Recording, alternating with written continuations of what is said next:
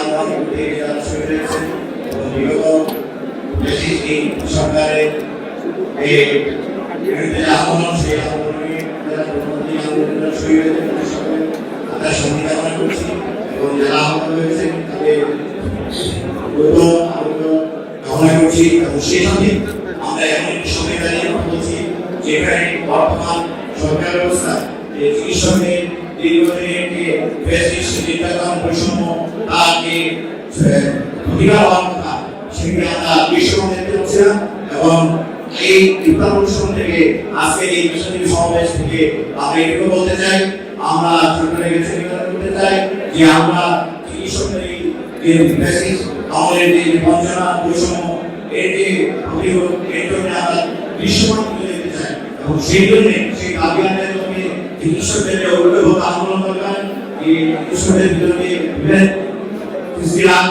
আরো উৎসাহভাবে কি আহ্বান জানিয়ে আমি আমাদের বক্তব্যের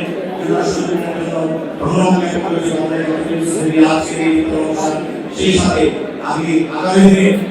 চিকিৎসকের দাবি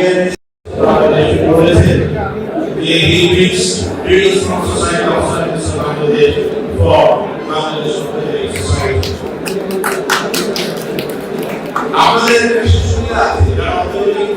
সোসাইটিতে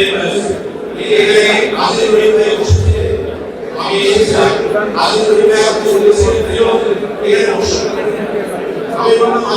আমাকে বসার অধিকার নাই এটা হচ্ছে আপনাদের সোসাইটি আমার জন্য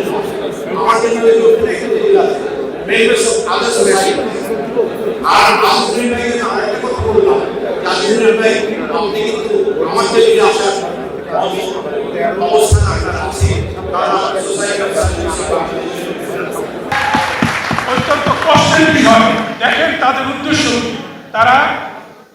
কোনো খবর নাই সংগঠনের, তারা ব্যাংকের দিকে হাত বাড়িয়েছে। তারা অলরেডি ব্যাংকের অ্যাকাউন্ট কিভাবে হস্তগত করা যায় সেদিকে অলরেডি তারা কাজ শুরু করেছিল। মানে তাদের উদ্দেশ্য ওই সংগঠনটা কিভাবে তছরূপ করা যায়। তবে আমরা দৃঢ়ভাবে বিশ্বাস করি যে এই বর্গীদের হাত থেকে আমরা আমাদের এই প্রাণের সংগঠনকে